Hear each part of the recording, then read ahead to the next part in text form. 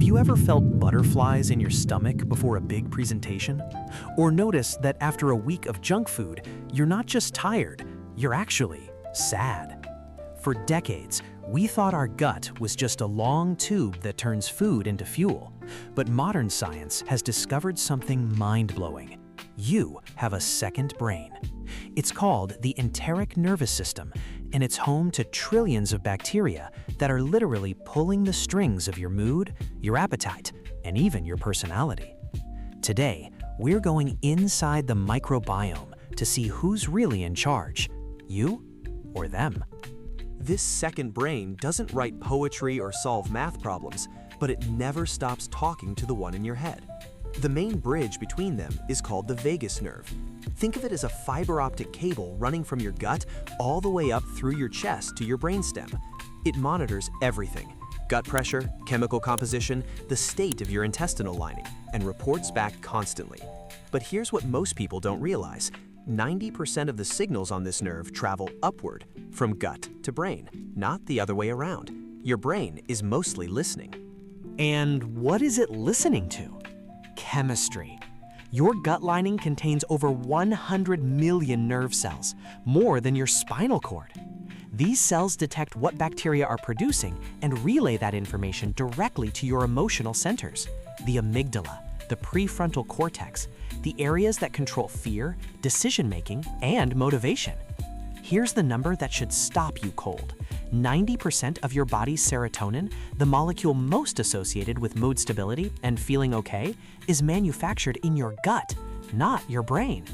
The antidepressants that target serotonin, they're working on a system that is largely headquartered below your ribcage. If your gut lining is inflamed, if your bacterial balance is off, your brain is receiving corrupted data, and corrupted data produces corrupted output: anxiety, low mood, poor focus. Not because something is wrong with your mind, because something is wrong with your microbiome. Now, let's talk about those late-night cravings. We've all seen what happens when we quit sugar, but why is it so hard? Certain bacteria, like firmicutes, thrive on sugar. To get what they want, they can actually release chemicals that mimic our hunger hormones. They hijack your reward system, making you crave exactly what they need to grow. You're not weak-willed. You're being hacked from the inside.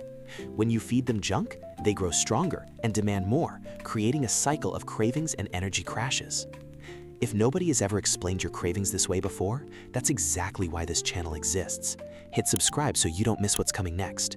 Now let's talk about what this is doing to your mood, because this is where it gets really uncomfortable. Let's talk about what scientists call dysbiosis, when the bacterial ecosystem in your gut tips out of balance. Too many harmful species, not enough beneficial ones. This isn't just a digestive problem. It has a direct neurological consequence. Here's the mechanism. Your gut lining is designed to be selectively permeable. It lets nutrients through and keeps everything else out. But harmful bacteria produce enzymes that degrade the tight junctions between intestinal cells.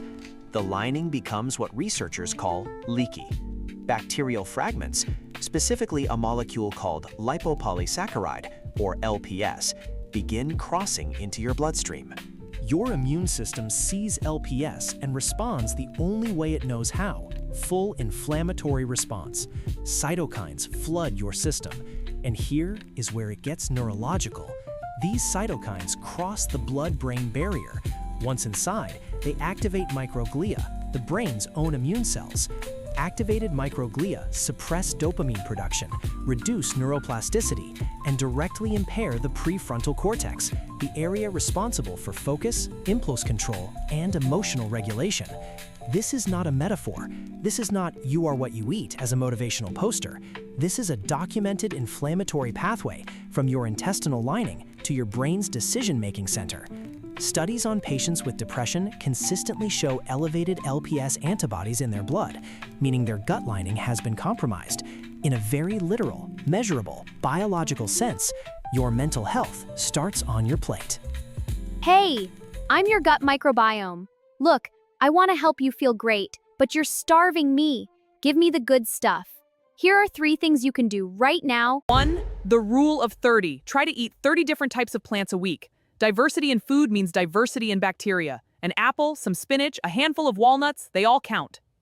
2. Bring in the reinforcements. Fermented foods like kimchi, kefir are like sending elite special forces to help your internal army. Fiber is king. Good bacteria eat fiber. Beans, oats, broccoli, apples, this is your microbiome's primary fuel source. If you don't eat it, they might start eating the protective lining of your gut instead. Seriously. Your gut is an ecosystem. It's not just about calories, it's about chemistry. By changing what you eat, you're not just changing your weight, you're changing how you think, how you feel, and how you respond to the world around you. I want to hear from you. Have you ever noticed your mood shift when you changed your diet, even slightly? Let me know in the comments. I read every single one. Subscribe to Simply Biology for more hard science on how your body really works. No supplements to sell, no miracle claims, just biology. Listen to your gut. It's smarter than you think. See you in the next one.